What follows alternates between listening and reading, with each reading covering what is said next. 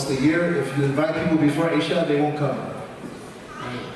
But I'm looking how many people we have here, and so I'm really, really encouraged, and I think that this will open up our programming, especially to our families. A lot of people with young children usually can't attend the late night sessions once the summer months come in. So thank you all for being here and taking the time to talk about these very important issues.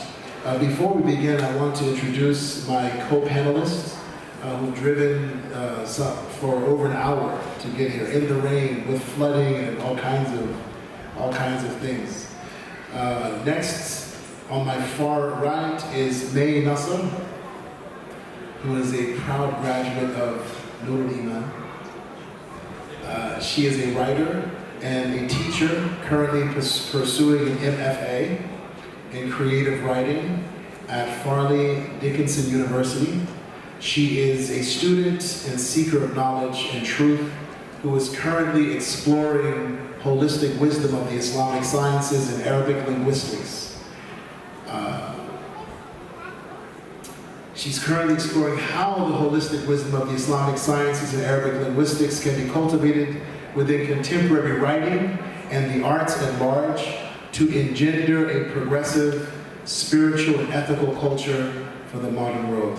We thank you for joining us today.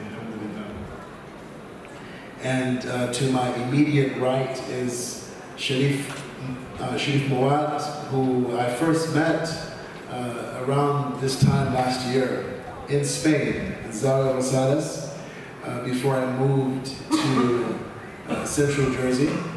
Sharif Mawad loves Islam and is deeply passionate about sustainability in food systems. He currently works in banks, setting up IT systems that detect and prevent financial crimes. MashaAllah. We need you. Well, is this Wells Fargo? Are you helping out Wells Fargo? Okay, alhamdulillah. His hope is to grow great food for great people. Alhamdulillah. And I'm your brother, Imam Mendes. I serve here as the Imam and resident scholar.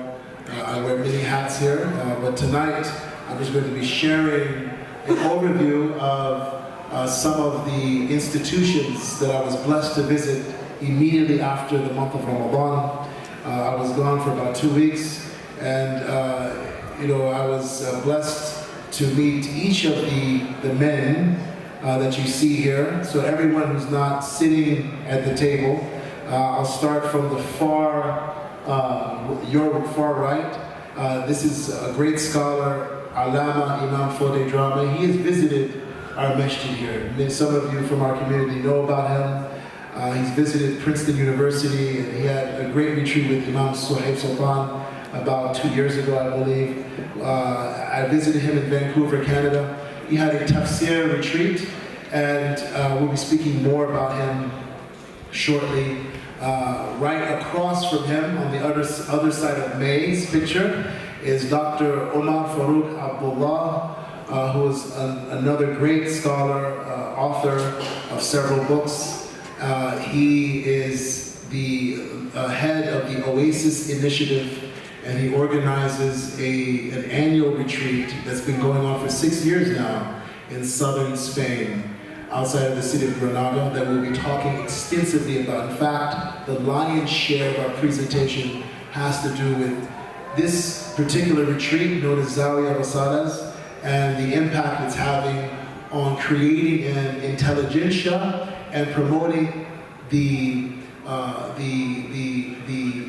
incubator of thought that's necessary for us to change our Muslim communities for the better, to make our Muslim communities more relevant to not just Muslims, particularly our young people, but to make our Muslim communities more relevant to the larger society. And then in the middle is a dear friend and brother of mine, Usama Cannon. You won't see him featured in the presentation because I'll explain later, but his ideas and the reason why I went to California will be connected there. But he was a big part of the trip to California, inshallah. So we'll begin. The first principles of an American Muslim vision for the 21st century and essential steps forward is the title of this presentation. What are first principles anyway? And I really want to start with this. And my hope is May and Sharif, if you'd like to chime in regarding this term. This is nomenclature we don't often hear used in our communities, but it's very important to getting our heads right and getting our hearts right so that our hands can do the right work in our current context. Alhamdulillah. MashaAllah. I just saw an old friend I haven't seen in a while. James Clear, best-selling author, writer, mentions a first principle is a basic assumption that cannot be deduced any further. Over 2,000 years ago, Aristotle defined a first principle as the first basis for which a thing is known. You can't reduce it any further. You can't go back further than this assumption, this basic assumption about truth. First principles thinking is a fancy way of saying, think like a scientist. Scientists don't assume anything, at least they shouldn't. They start with questions like, what are we absolutely sure is true? What has been proven? Dr. Umar Farooq Abdullah said in a recent interview he had with Sheikh Hamza Yusuf Hansen on Fitra. Dr. Umar has a book in Arabic on the Fitra of the human being, the innate nature, the innocent nature of the human being that's direct, that's already predisposition towards belief and love of Allah Ta'ala. And so he had an interview with Sheikh Hamza Yusuf and Zaytun about that. He said, it's very important to know who gave you your ideas. We have lots of ideas in our heads. Do you know where you got all of those ideas? We have things that we're very passionate about, causes we're very passionate about, ideologies, philosophies, perspectives on life. And knowing where they got it from and what their first principles were is extremely important. As he's saying, much of modern thought doesn't even have first principles.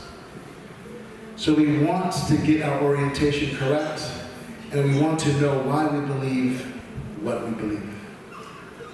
Why do you believe what you believe as a Muslim? Why do we take the positions that we take as a community? Why do we make policy decisions in our masajid and in our organizations that we do? What are the factors that influence this? This is what first principles has to do with. Would you like to say?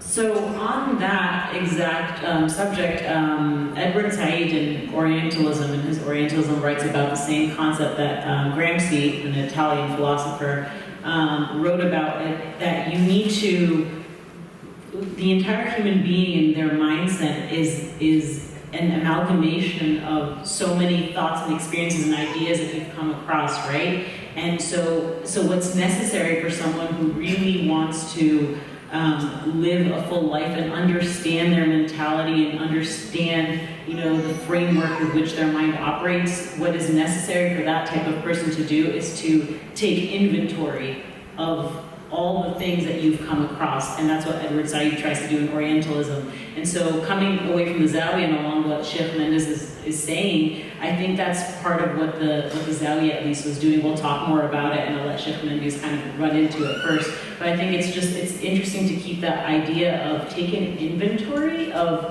everything that you assume or everything that you know, and where did it come from and how do you know it.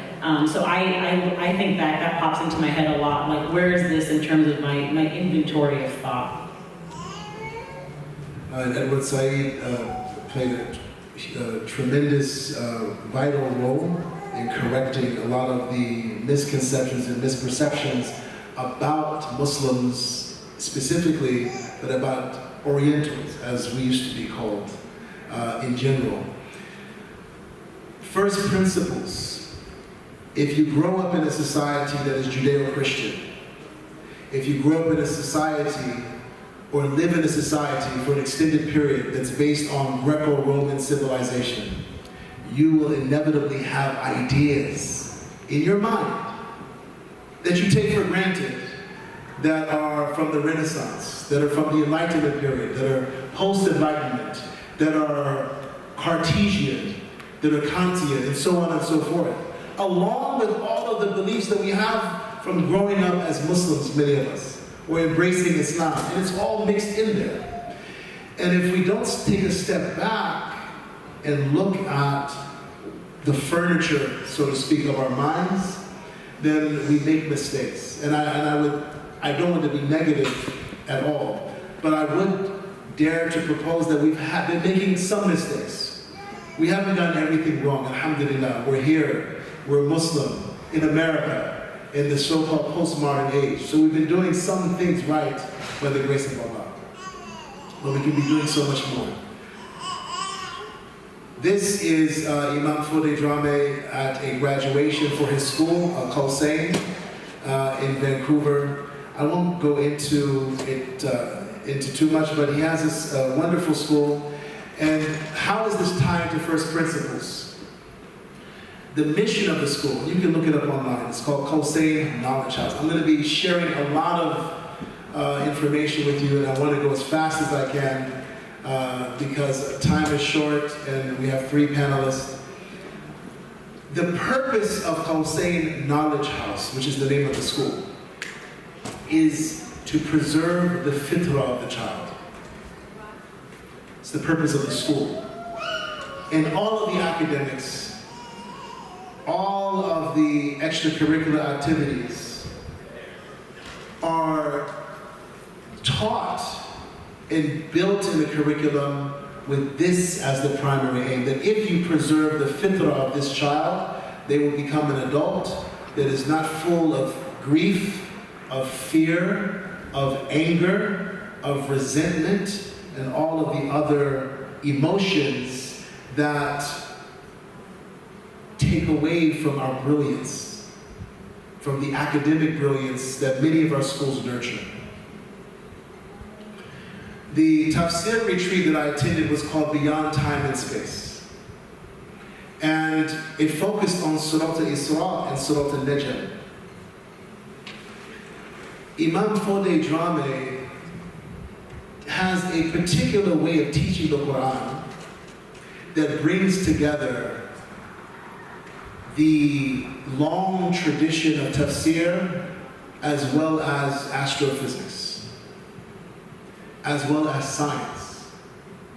And this morning, I spent my morning at the house of a local brother in the area who's an astrophysicist, Muslim brother. He's reading papers on theoretical physics and whatnot. And he was lamenting how Muslims, because we haven't understood our deen from first principles, we have scholars, religious scholars, who write incredible works, encyclopedic works on religious subjects. And we have Muslims who are scientists, Muslims who are philosophers, who write incredible works in their respective field of science and technology. But we are yet to see Muslims who bring the two together. And this is what our ancestors did. This is what great Muslim scholars of the past, men and women, in civilizations from Senegal to the Malay archipelago, above and below those, did. But we have left that since in the past 300 years, 400 years maybe. I'll just give an example, and I don't have a picture. Did you know that in 1560, the year 1560, to be an imam in Istanbul, Turkey, Ottoman Turkey, you not only had to know Sharia and fiqh and Islamic law and jurisprudence, you not only had to know Arabic and Quran, you also had to know Latin and Persian, Farsi. You not only had to have mastered the Quran, you had to have mastered the Torah and the Bible. You not only had to know martial arts, this is one of the requirements. You also had to be able to teach mathematics and physics at a master's level. To be an imam. To be an imam.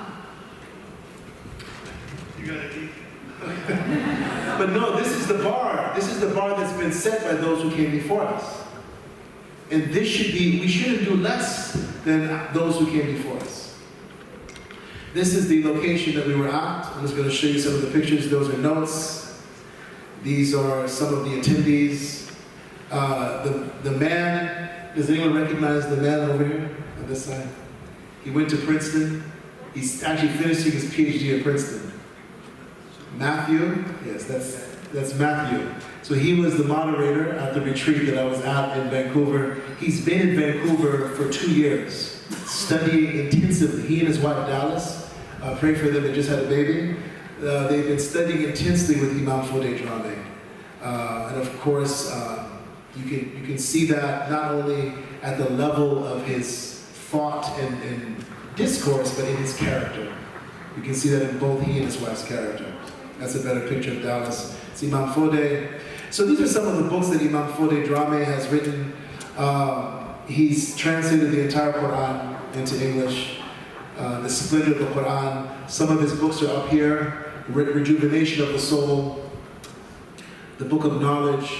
And so many other books. This scholar has written at least 200 books in the Arabic language. And many in English. He knows 10 different languages. Among them ancient Egyptian hieroglyphics. And why I'm highlighting him is because he is calling Muslims to return to the logic that's embedded in the Quran itself.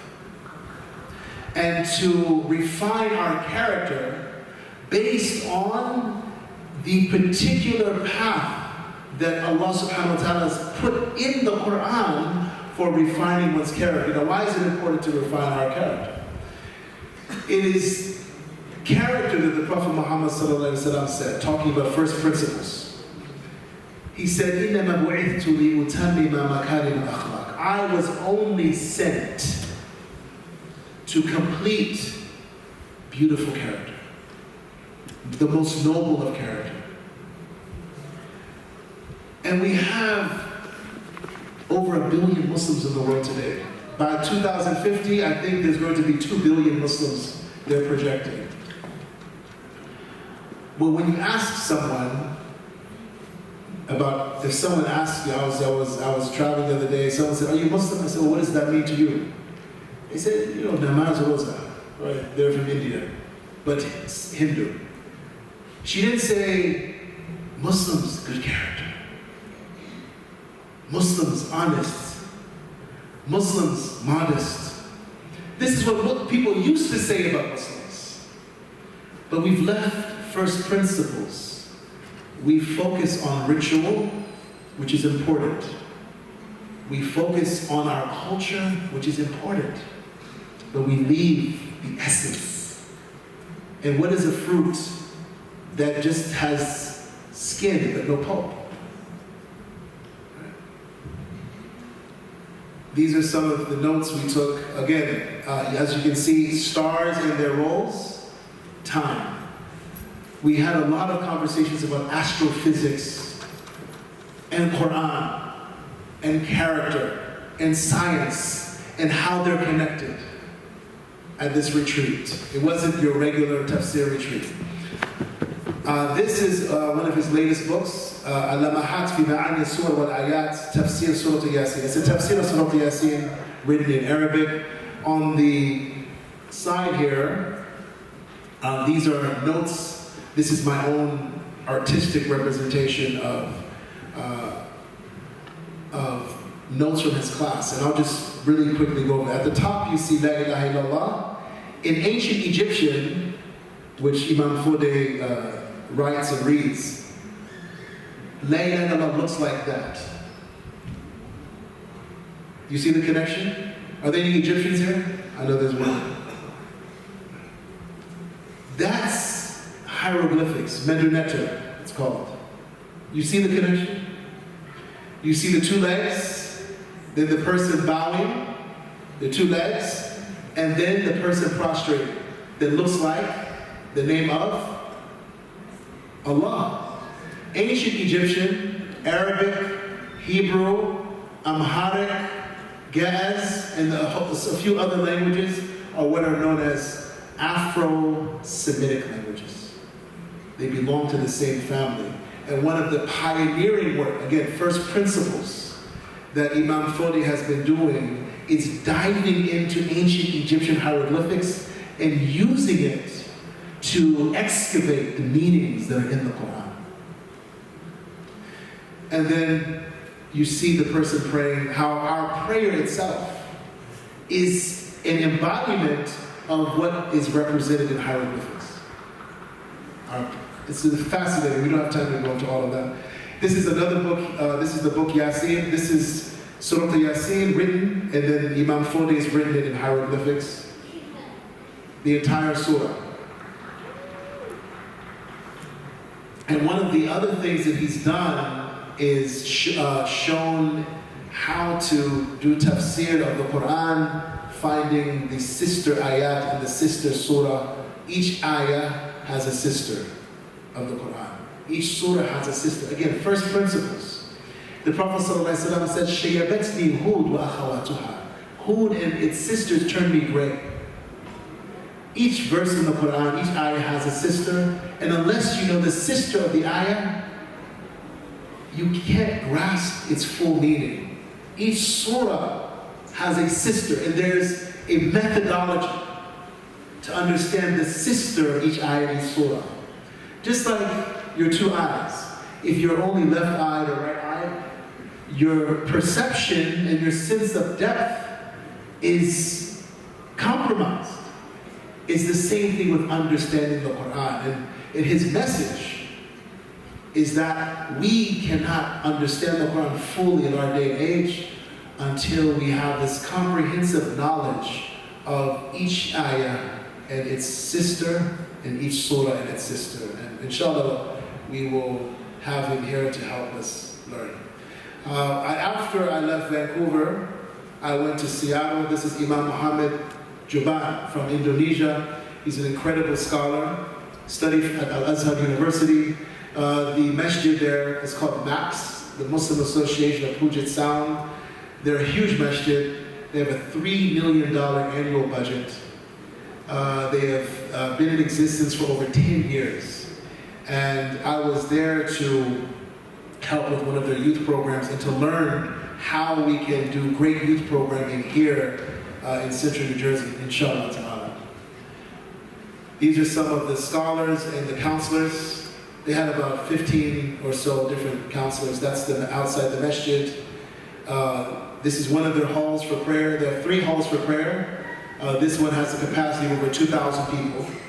They have 2 other halls, each about 500. So the masjid can hold about 4,000 people.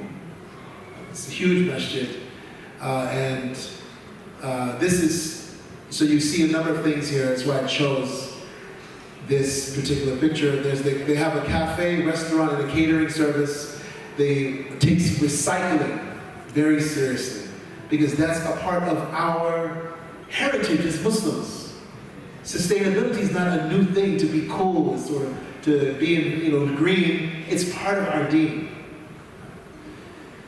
And then above it is a collage made by their friends, Jewish, Christian, Hindu, atheist friends. The masjid was vandalized.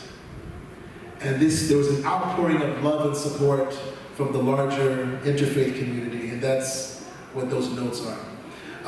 We went to North Cascades Institute with about 50 to about 70 Muslim youth, high school students, and college students and graduates. He was taking a picture of me while I took a picture of him. This is one of the students. He's a photographer. They're very good at involving their youth in not just learning Quran, not just learning Arabic, but in getting involved in poetry, in photography, in film, in science, in athletics. I was really impressed. This is a talk I was giving after a hike. This is with the sisters. This is our dear sister, Anila Afzali. Some of you may know her. She's been to the White House. She works with CARE. She's a motivational speaker and an activist and an advocate, lawyer by profession, attorney by profession. And she was explaining how for a long time she was just a Ramadan Muslim until she read the whole Quran on Ramadan, and it changed her life and she became very active. This is Hub 925. Forgive the picture there. This is I'm trying to go through this very quickly. And we'll do what we can to continue after Isha, inshallah ta'ala. Hub 925, anyone been there? This is a YMCA type facility. It's a community center. And I'm, again, like Imam Mendes, I'm showing you this to see what happens when we understand what our deen is based upon. What kind of institutions we build. This is an $18 million facility that's governed by Muslims, but for everyone. This is the inside. This is the entrance. You see Muhammad Ali, all right, background, Rahmatullah alayh. This is the spa for brothers and sisters, right? Rejuvenation spa. They have, you said you want that here? So again, these are ideas to show us what's possible, what we can do with our resources, with our capital. We'll be talking more about capital later. They have a spa that has the latest technology for rejuvenating the body, the mind, and the soul.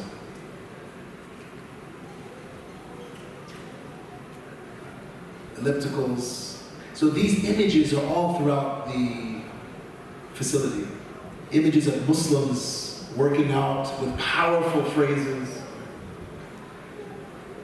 Success is born out of faith and undying passion and relentless drive. And when I was there were people who weren't Muslim, many of them working out there, as well as Muslims, side by side. Incredible. The purpose of life is a life of purpose. Man's greatest victory is to conquer himself. This is in Pleasanton, California, in the Bay Area. So if you're in the San Francisco area, please visit Hub 925.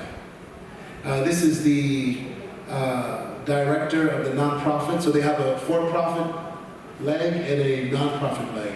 This is Zachary Markwith, a good friend of mine.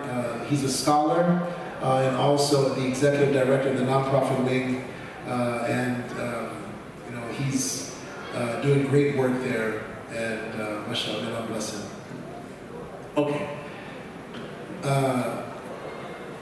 I just want to, can you set this up? Okay, sure.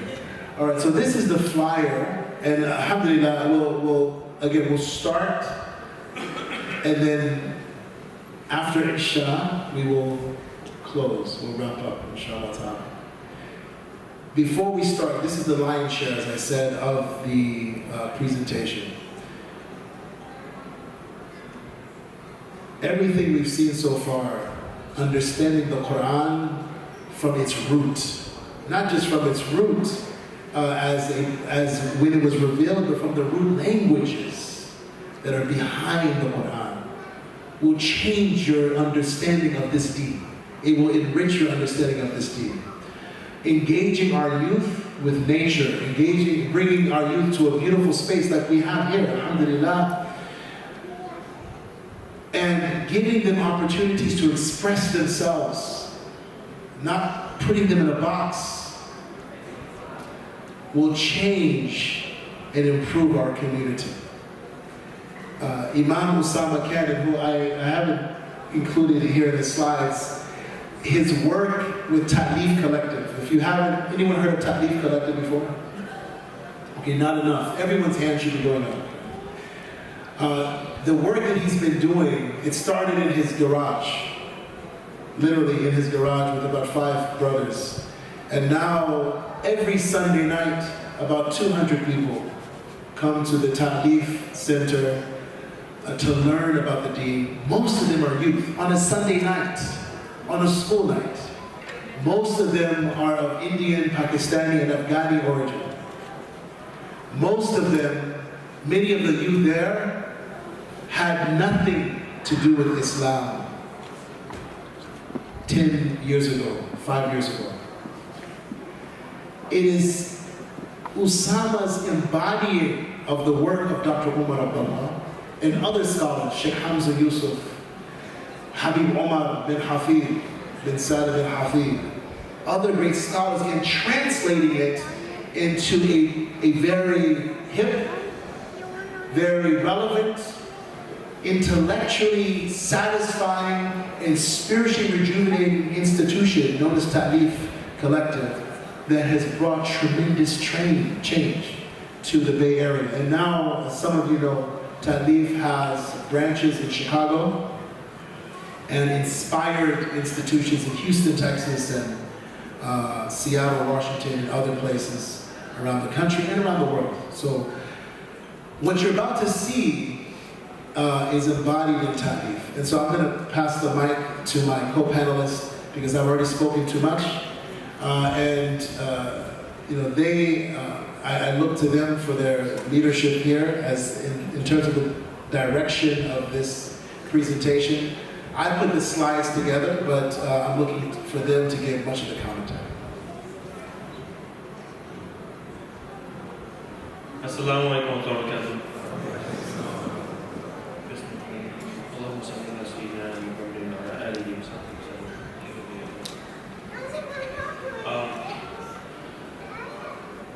Having I gone to the Zawiya 5 times now, I would say probably one of the most challenging and one of the most important things that the scholars there have put upon me as a challenge was to really question and really reclaim the meaning of words and really understand what words I'm using. And so frequently I would ask, particularly Dr. Omar, I would ask him a question, and instead of answering my question, he would ask me, do I really know what a basic English word meant? And I would get completely just stumped. And I think that that's extremely important for us if we want to do good work and move forward and succeed at anything, is to really understand what our worldview is and why we feel something is or isn't a problem, and to really have an appropriate strategy to deal with things. And that means putting things correctly in our minds before we can even articulate them. You can't get someone else on board with your project if when you express yourself about a particular topic, to you some of these notions and strategies mean one thing, and to someone else means something else. And one thing that I saw at the Zawiya this year, which I think was a particular focus, was a study of what makes communities successful. And in that they studied communities that have failed disastrously. And some of these communities were truly beautiful, good people, really good spirits. And generally the failure was on people having different goals and different ambitions and different expectations. So bismillah. Bismillah. So what you're looking at in this picture is a minaret at the Zawiya, and it's on the person who took the photo is standing at the door of where the masjid would be, and I think that the minaret is quite exemplary of how beautiful and how truly almost magical it is to be at the Zawiya, and so restorative, and it's quite unique to see what it is that Muslims made, and it really puts into perspective what it was to have been a Muslim in a country that was made by Muslims, that was made with Islamic principles in the forefront. And you see that in how the water is and how things are spaced out, and how there's a place for women and men, and there isn't like this sort of like feeling when you're in Manhattan and you're like, where did all the nature go? Where did, why is this a disconnect from the real world, right? Why is Manhattan this bubble? I don't feel it when I'm at the Zawiya. So, alhamdulillah, I think that's something that I get when I'm at. How did you feel at the Zawiya? What I would like you both to do now is just introduce the Zawiya Al-Salas, what it is. If you can say a few words about the space, Al-Qarya, Salas, and then we'll close this first part, watching the introduction.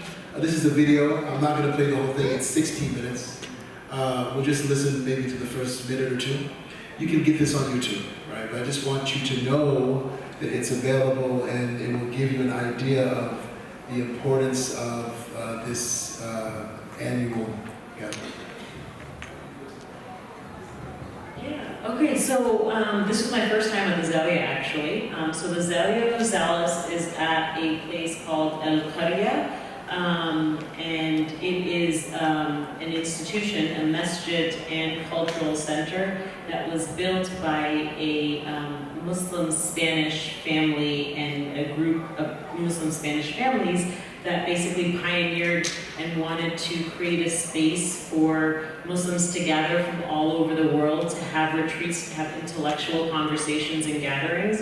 And so one of these retreats that takes place at Al-Qarya, at Rosales, is the Zawiya of Dr. Umar Farooq Abdullah's initiative. And so the gathering, and my first time being there, it was phenomenal because the topic this time was tending the earth. But as Sharif knows, he's been to 5 of them, mashallah. The topics are different year to year. This was Tending the Earth Part 2 because they saw that it was such a huge topic that they needed to kind of continue. But there's different topics year to year, and what Dr. Ahmed actually closed our session with was, think about what our topic for next year is going to be. What is a big issue that's plaguing the Muslim community, that's plaguing the world, forget Muslims, that we need to talk about, and bringing it back to first principles. That's where they tackle every issue from. So you're talking theoretical, but you're not just talking theoretical, you're talking practical. So you're talking about bridging, coming back to first principles, coming back to our Islam, back to the Quran, back to the primary sources, and trying to investigate what are our ethics, what are our first principles as Muslims, and those are different than the first principles of the modern industrial world post-enlightenment, right? So what are our first principles on matters regarding community, how are communities built, how are economies built, how do we take care of nature? And so those are the topics that we were discussing this year, particularly. And then what are the steps for moving forward from that? Now that we have an idea of what our first principles might be, we've discussed together brilliant scholars that are all, working off of each other, tying into each other, working off of the students that are there. So it's a community effort.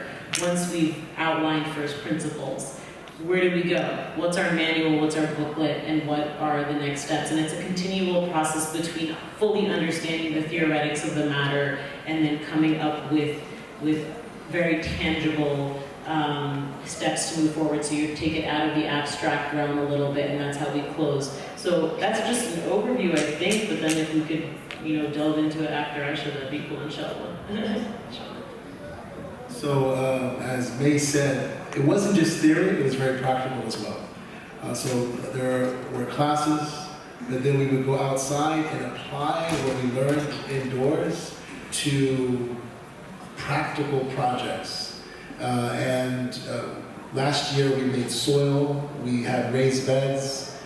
This year people planned how to organize an entire farm and bring it to market so that it's economically viable. Right? So we're up against the Adhan for Isha. We're going to listen to the first part of this video for about a couple of minutes.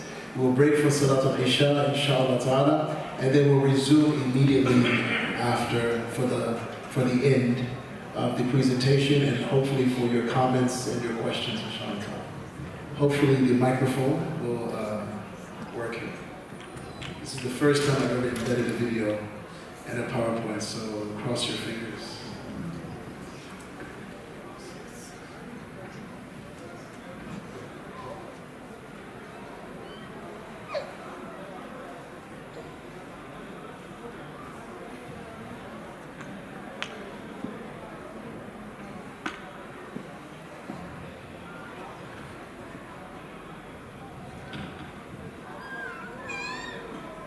بسم الله الرحمن الرحيم وصلى الله على سيدنا محمد وعلى آله وصحبه وسلم.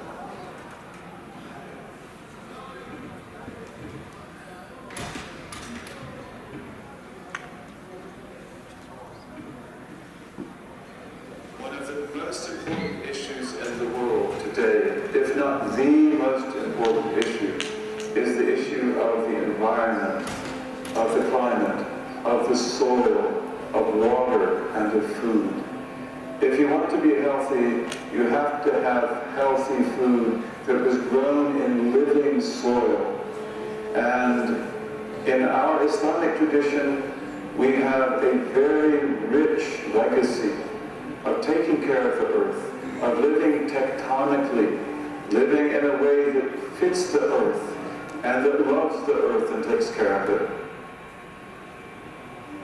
Wilderness is the healing place. Is the great mosque, as some have said. It teaches us that we are part of something much greater, and it is always a place to. This is a non-Muslim guest who attended. Muslims aren't the only ones who attend. There's much beauty and much that we don't understand. The Prophet Muhammad, upon him be blessings and peace, is described in the Quran as a mercy to all beings. And what a wonderful phrase that is. Rahmatun lil alameen, a mercy to all beings. There are many, many different ways that this mercy was manifested.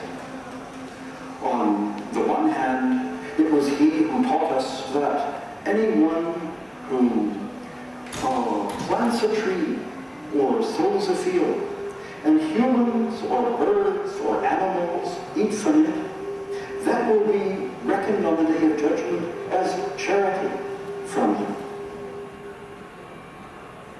Really, in tillage land, the goal isn't to extract some sort of output or yield to produce things. That this tending to land is a means by which we are able to perfect ourselves, that we're able to refine our character, that we are able to fully realize what it is to be human. Instead of looking at ourselves being apart or separate from the way that nature is functioning and what nature does. We are just another expression of the divine attributes that are embodied in this assembly of living elements, living and non-living elements. We're a part of the body, we're part of the terrestrial body. How did the Andalusians create an agricultural system that made the land thrive? They created waterworks, which is well known in Spain and Portugal, that is still working today. Often the people who make them work are in fact the descendants of those very people that built them, as is the case, for example, in parts of southern Spain. One of the reasons why this happened was because the prophetic religion of Islam believed in giving easy access to land. So easy access to land, intelligent land policies. We have policies of green zones, protected areas. The cities had to be garden cities, for example. We emphasize the importance of land, water, and food production. Food production is an act of resistance. Food production, growing your own food, is a revolutionary act. And of course you want to do it with good soil. The Andalusians understood this very well, and with the coming of Islam, One of the first revolutions that it brought about was an agrarian revolution. And a lot of the techniques they used are techniques that are being studied and used today in permaculture. Learning how to listen to the land, learning how to live with nature, composting, terracing, and good design for the land, ways of catching the water and using the water which is already there. So the Moorish agriculture of Spain and Portugal under the Muslims is well known for having been one of the most sophisticated of all. There are a number of surveys of history that inform us of the connection between civilization. So I'm going to pause it there, inshallah. The pictures you are seeing were all taken from the over 160 hectare land that makes up Alqueria de Rosales. Alqueria de Rosales is simply Spanish for Alqueria as Hara, right? The village of roses. And the land that the Zawiya retreat is held on is owned by the Romero family. You'll see a picture later on after Isha of the owner, Abdul Samad Romero. He's an incredible man. His whole family works on the property with their spouses and the children, the grandchildren. They've had the property in their family for over 500 years.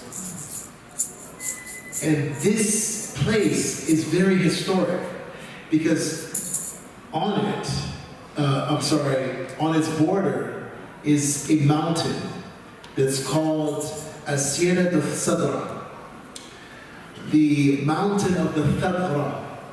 Thagra in Arabic means the gap, right? Also means mouth, fam. This was the last place where Muslims resisted the Spanish Inquisition. So it's a very beautiful place, as you can see, but it also has tremendous historical importance because this was the last place in the 1400s and the 1500s where Muslims preserved their deen. And Abdul Samad's intention is that it be a place where Islam is preserved to the Day of Judgment. So we'll stop here, inshallah. We're right at 10 o'clock. I'm hoping you can stay with us to the end. We will not be long, inshallah ta'ala. We will pray Salatul Isha and our sunnahs and then continue. I see that my dear friend and sister Maryam Ad-Dabagh is in the audience. She was at the Zawiya last year. Welcome, alhamdulillah. Hopefully you can say a few words later on. Jazakallah khairan for your patience and for your attention. And we hope that you stay with us to the very end. We will not be long. Jazakallah. Assalamu alaikum. Jazakallah.